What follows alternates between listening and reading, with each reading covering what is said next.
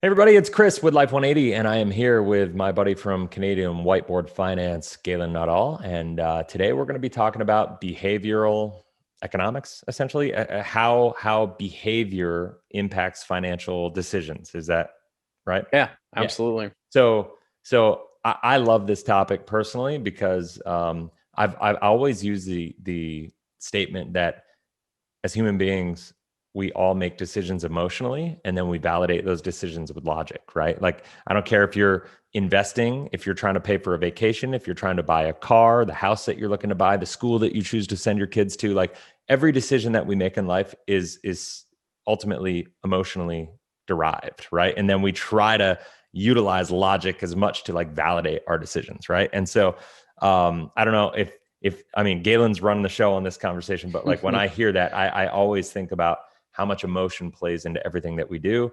And anytime that we want to be as successful as possible, I'm a big believer we got to be able to detach from the emotion and just look at the analytics behind it and kind of go from there. But I'm excited to talk about this with you and see what you have to say. Absolutely. Yeah. So as always, thanks for having me on. And I'm glad that you enjoy this topic as well, because for me, it's fascinating. So a big thing that like, so just to talk about like this whole idea of emotions versus logic. And, it's funny when I became an advisor, Mm-hmm. it's a very numbers heavy industry, I would say. A lot of the videos out there are numbers heavy. A lot of the people in it are numbers heavy. Mm-hmm. I see that. So I follow a few doctors turned financial bloggers, like crazy long numbers, like, Yep. and like getting really nitpicky about whether they should do this thing with their money or that thing. Super analytical. Super analytical. And that's Mm-hmm. fine. I'm glad that that's happening out there. Like, it's good to know. Mm-hmm. But the thing is that the emotional and behavioral side of a financial plan can have a much greater impact on Totally. the results than those like minute kind of like, oh, can I get another percent here, another percent there? And the story of how it started with me was I started an advisor and they were teaching this very what I would call, like, remember Data from Star Trek. Star Trek Data, Oh yeah. or Spock, or like Sheldon. I don't know. There's all these characters in TV that are very logical people, like Yeah. overtly logical, and they're really Yeah. funny to watch, right? Oh Like yeah. Totally. Spock and Data and Sheldon. Like, Yep. it's just fascinating how they operate, because and they're funny, I think, because it's someone who has no, like, either not no emotion, but like there's a lot of logic there, right? Like Mm-hmm. Spock had a thing about logic. I can't remember what it's called, but he had like a saying, I think. And anyway, so it's funny to watch that, because it's funny because we know that we're not like that. We're not wholly logical humans. Totally. We sometimes we work with logic, sometimes we don't. So when I became advisor, that we had a process that I would call like very much like a sterile sort of like Spock like process of someone's going to give you how much money they make. They're going to give you their goal. You're going to punch it into a calculator. They're going to put away the money. Mm. Everyone's happy. And that's not what happens at all. Yeah, A life lot of doesn't people, exist on a spreadsheet. I mean, that's just no, the reality, no, right? absolutely not. Like, Yeah. and so people, you typically have to do a bit of heavy lifting around what do they want the future to look like? What are they going to need to do to get there? Like, really get present to that. And Yep. actually, I've interviewed one behavioral economist for my podcast, and I just wrapped up one yesterday that's going to be out soon. And every time I talk to a behavioral economist, I'm fascinated by what they've found. So I want to share Nice. like the top things that they've Yeah, shared with please. me That's awesome. that I've also seen in my practice as a financial planner. Cool. So one is called present bias. So present bias is basically like, I only relate to myself as I am right now. Like, Okay. future me does not exist. Future me is a stranger. Future me is never coming around. Like, it's Okay. always just me. And Okay. what they've found is they've done brain scans, and they've put people into like a brain scanner, and they say, I want you to think about your future self, and I want you to think about a stranger. And the same part of the brain lights up when people think about their future selves and a stranger. Because really, at the end of the day, our future self is a stranger. Like, I cannot imagine myself at age 60, 70, 80, 90. Like, I have no clue what that person might look like or anything. So that's one thing that keeps people from taking the steps necessary today, that Mm-hmm. their future selves will be happy that they did, because they're like, well, it's just me right now. Like, I mean, well, that dude in the future, man, he needs to look out for himself. Like, I need to look out for myself. So there are a few cool things that I do to help people connect with their future selves. So one is, when I help people with retirement, we do a visualization exercise where they get very clear on, where they are, what they're doing, what do things look like around them. Like, we really go deep into this visualization of what they want to see as available for them, and then we work our way backwards. So that's one thing I do to help with that bias is to do that visualization exercise. And then also there's even a thing in the journal download I have. There's a paragraph in there that people, if you read it, it helps people connect to their future selves, and it basically talks about our core identity does not change throughout our life, even as our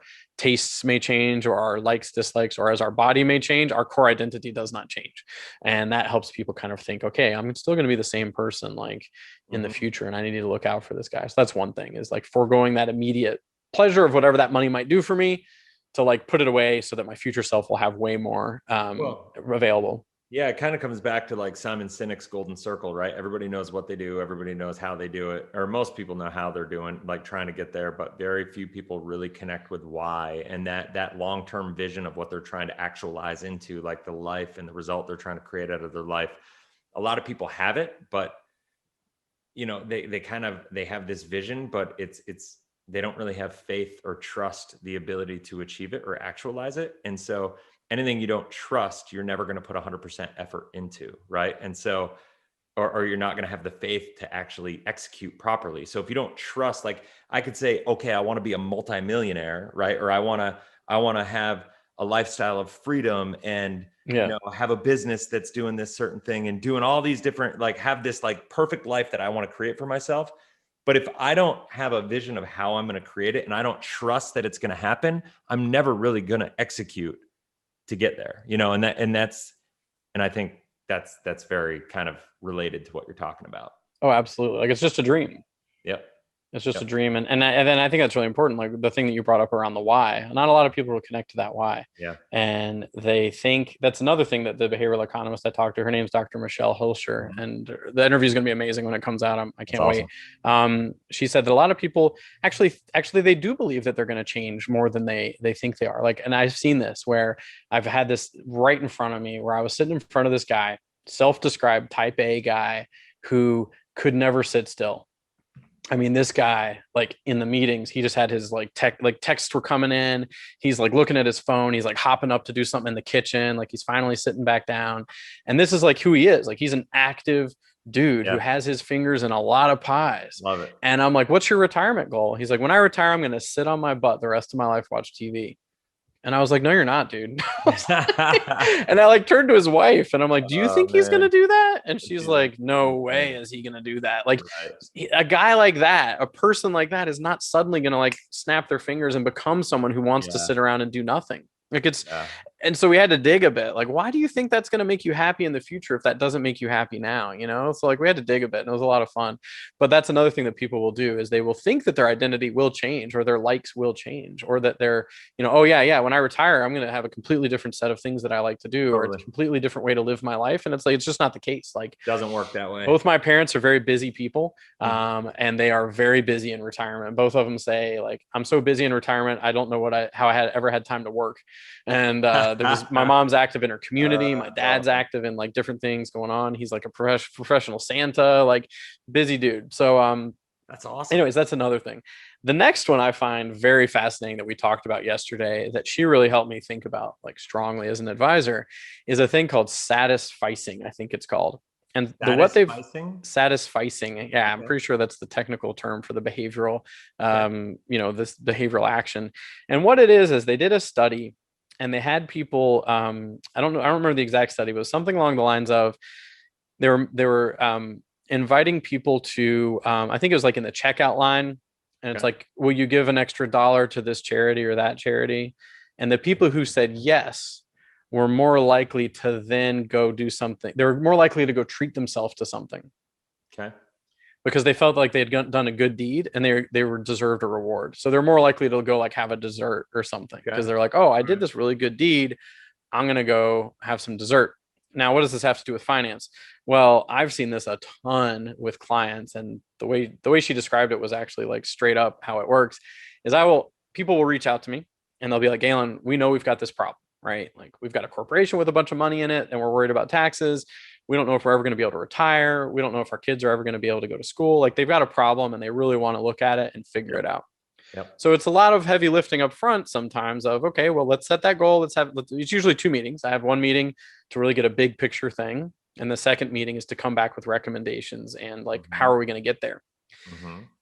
Now, after that second meeting, if I'm not careful, people will just ghost, like they will disappear. And I'm like, what's going on? Like, we've done all this hard work. Like, the next step is actually pretty easy. It's Yeah. like signing a few things, filling out some paperwork, like the third meeting is actually a fairly easy one. So why do they ghost? The reason they ghost is they've done all this hard work and they want to reward themselves and they just want to take a break. They're like, oh, Galen, like we just did all this really hard work. We really deserve a break from this. Like, let's not think about this for a while. So she said the way that she encourages people to manage this is accept the fact that they're going to want to take a break and actually take the break, but then like do the follow-up meeting. But like do the break in like as part of like the scheduled execution.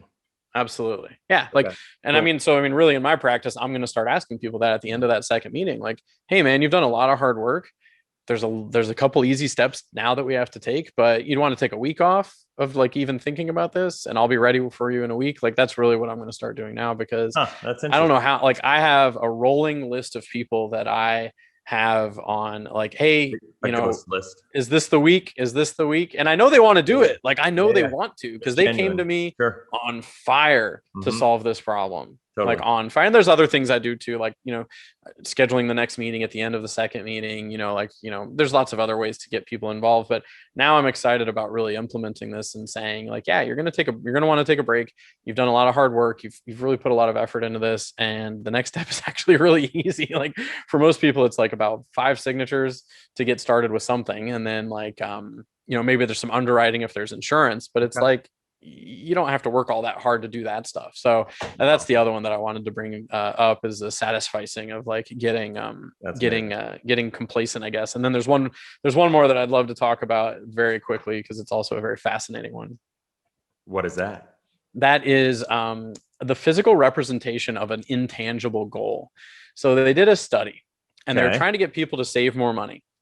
And they tried 3 different methods of encouraging people to save more money. And what they did was they said, okay, one way to get people to save more money is we're going to offer them a matching. So if you put away $25, we're going to match $25. And they were like, people are going to want to do that. Free money, right? The second one was almost like a guilt trip message. Like these people were supposed to be saving money for their kids' future. So they would get a text message every day. And the text message was like from their child. Like it was a recorded text message. And it would say, hey, mom, don't forget to save some money for my education.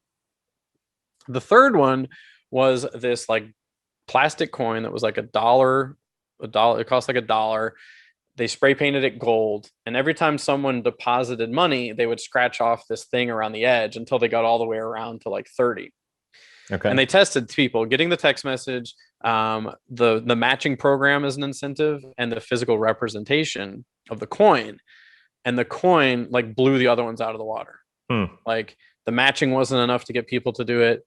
The guilt trip message wasn't enough to get people to do it. The satisfaction of having that tangible like version of what they're up to and scratching it off and like sticking to it actually encourage people way more to do saving. And that's a study that I actually learned about several years ago. So one of the ways I implement that is, written plans that we look at every time and we mark off every year that we've committed to action. So like when I give people a written plan, we outline what we're going to do for the next few years. And then there's space for the following 10 years of like, we did it, the date they did it, signature, date they did it, signature. And it's just to show like, we're going to do this for decades until you get where you want to go. My next step, I think though, is to get something a little bit more fun, like some sort of a coin with a scratch off, like something, some more physical representation. Cause it's very difficult in a world that I live in. Like I don't have an inventory. Like I don't have like, like back up the truck of life insurance so everyone can look at my inventory. It's all intangible for the most part. So like my job is to try to make it as tangible as humanly possible because the draw of the tangible will oftentimes win over the draw of the intangible.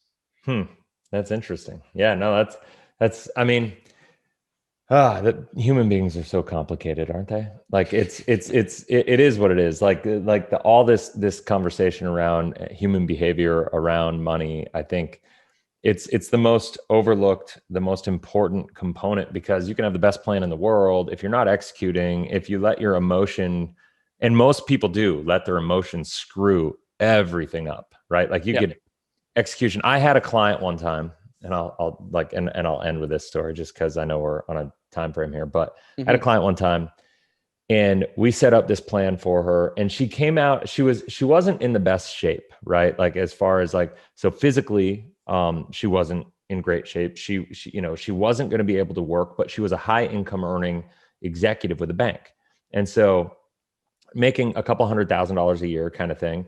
Maybe $240,000. So good income, single, divorced a long time previous, but got to her retirement and thought she was in good shape because she had almost $1 million saved, Mm. you know? And as you know, $1 million, isn't going to get you very far if you're Yeah, for using someone your who's making 200 and lifestyle change. with Yeah. $240,000 a year of income. And so we had to have a real reality check about what expectations were about what she was going to need to do to get as much income out of her money that she had possible. We looked at all the social security stuff. We looked at just everything in the United States that we have available to us, for her. It turned out, then she basically said, yes, you know what? I realize that where I am with my finances right now, I have to look at taking a reduction in lifestyle, Mm-hmm. or I'm going to have to keep working. I'm going to have Yeah. to figure something out, right? Like there was such a gap for her. Like it was so detached from reality when we first met. She had that realization, and then we implemented this plan for her. And within a year, she blew the plan up.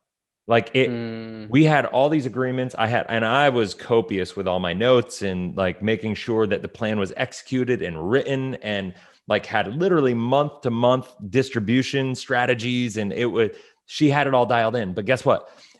We had to guarantee some income. We use some annuities, which are fantastic if you leverage them properly. Where they can go poorly, as you know, is if you start cashing them in and not using the guaranteed income riders that come with them. And if you start surrendering them to take money out. This woman went and she bought an Audi, what is it, the Q6, the SUV.